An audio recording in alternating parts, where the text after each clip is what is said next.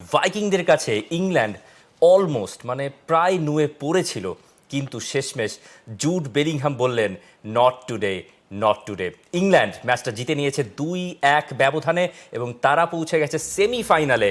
এবং এই যে বন্ধুত্ব হালান্ড এবং জুড বেলিংহামের, সেটা ভেঙেছে মাঠের ভেতর একটা দুর্দান্ত গোলে। শেল্ডারুপ ব্যবধানটা করেছিলেন শুরুর দিকেই 1-0। সে শেল্ডারুপের ঘাড়ে চড়ে নরওয়ে স্বপ্ন দেখছিল প্রথমবারের মতো শেষ চারে ওঠার। কাঁধে উঠেছিলেন মার্টিন ওডেগার্ডের, কিন্তু সেই সব স্বপ্ন ভেস্তে যায় ওই প্রথমার্ধের যোগ করার সময় জুড বেলিংহামের একটা বিউটিফুল গোল বক্সে ঢুকে নিজের জন্য জায়গা তৈরি করে বোকা বানালেন অরজান নাইল্যান্ডকে।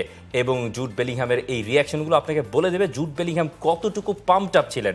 এবং শেষ দিকের আগে একটা বড়সড় সুযোগও হাতছাড়া করছে নরওয়ে, যেখানে সোরলথ পাসটা দিলেও দিতে পারতেন Navid Kaiser. Which is the world-class cable brand? Walton Cables, নিরাপদ আগামী সংযোগ। আমার কাছে মনে হয় এই যে ছবিটা আমরা দেখছি সেই জায়গায় ম্যাচের দুই দলের মধ্যে পার্থক্য হয়ে গেছে। ওই সময় যদি সরলথ হালান্ডকে খুঁজে নিতে পারতেন, সেক্ষেত্রে স্কোর লাইন 2-0 হয়ে যেত। 2-0 থেকে কামব্যাক করাটা খুবই ডিফিকাল্ট হতো ইংল্যান্ডের জন্য। সরলথ একটু ওয়েট করতে পারতেন, সামনে দিয়ে যদি পাসটা নাও দিতেন, একটু ওয়েট করে যদি তিনি হালান্ডের দিকে বলটা বাড়াতেন, ওই জায়গায় 1-on-1 সিচুয়েশনে হালান্ডের মিস করার কথা না।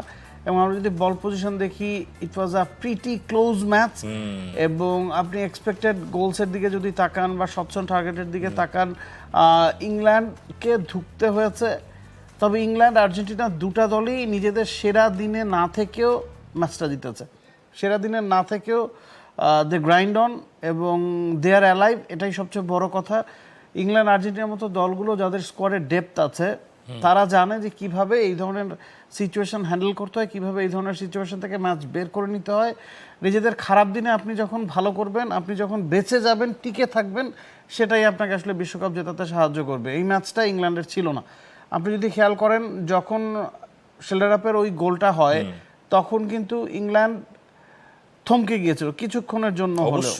কারণ হালান্ড যদি গোলটা করতে পারতেন, সরলো যদি পাসটা দিতেন, 2-0 হয়ে যেত। আমরা বলছি যে ইট ওয়াজ ডিফিকাল্ট।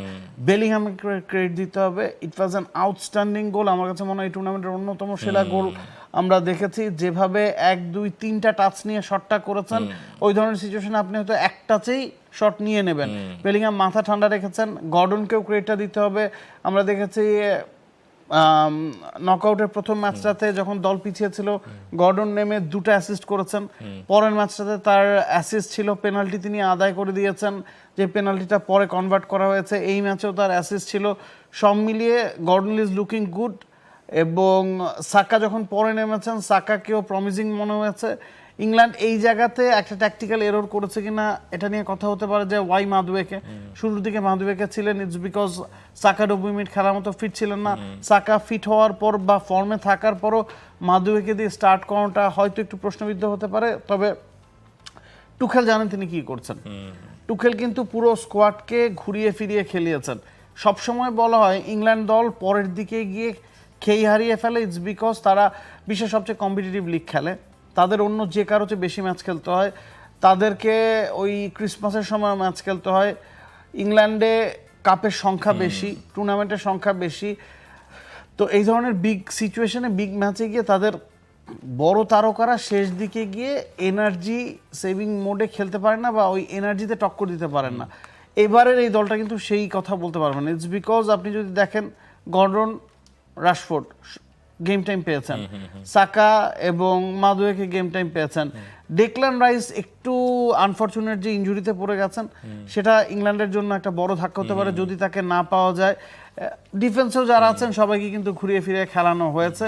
তো আমার কাছে মনে হয় দে আর ফিট এবং they are charged up to go against Argentina. এবং গোল্ডেন বুট রেসে হুট করে কোত্থেকে উড়ে এসে জুড়ে বসেছেন জুড বেলিংহাম, যেখানে 6টা গোল তার হয়ে গেছে আজ থেকে। আর ওই জোড়া গোলের পর এবারও করলেন জোড়া গোল। এবং একটা বিষয় যে 23 বছরের কম বয়সে বিশ্বকাপে সর্বোচ্চ গোল সংখ্যায় কিলিয়ান এমবাপ্পে 12, পেলের 7 গোল এবং সেখানে পেলের সঙ্গে ভাগ বসিয়েছেন আমাদের জুড বেলিংহাম। এবং কথা হচ্ছে অন্য জায়গায়, মানে প্রথম যে গোলটা নিয়ে আমরা কথা বলছি, প্রশংসা করছি, সেখানে তো বলটা গিয়ে ওই ক্যামেরার তারে লেগেছিল, সেটা নিয়ে ফিফা মিডিয়া বলছিল যে নরওয়ের বিপক্ষে এই যে 45+2 বা মিনিটে ইংল্যান্ডের গোলের আগে যে কানেক্টেড বলের সেন্সর থেকে পাওয়া তথ্য অনুযায়ী বলটি বাতাসে থাকা অবস্থায় এই বলের হার্টবিটে কোনো অস্বাভাবিক সংকেত ধরা পড়েনি, তাই বলটি উপরে থাকা স্পাইডার ক্যামেরার তারে লেগে দিক পরিবর্তন করেছে, এমন কোনো প্রমাণ পাওয়া যায়নি। যেখানে নাখোশ ওই যে নরওয়ের কোচ সোলবাকেন, তিনি বলছেন ফিফা বলছে বলের চিপ সেন্সর নাকি কিছুই ধরা পড়েনি।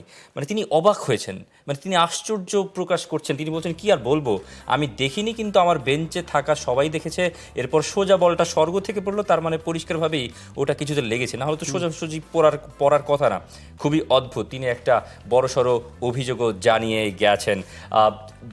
এখানে মনে হয় আমরা অনেক তর্ক বিতর্ক করতে পারি, কিন্তু ফিফার এই সমস্যাটা নিয়ে হয়তো ইনভেস্টিগেশন হবে এবং সেখান থেকে হয়তো আমরা অন্য তথ্য পেতে পারবো। For more updates, subscribe to our YouTube channel and click on the bell icon. Follow us on Facebook and Instagram. Download T-Sports app to enjoy exciting games and highlights. Visit tsports.com.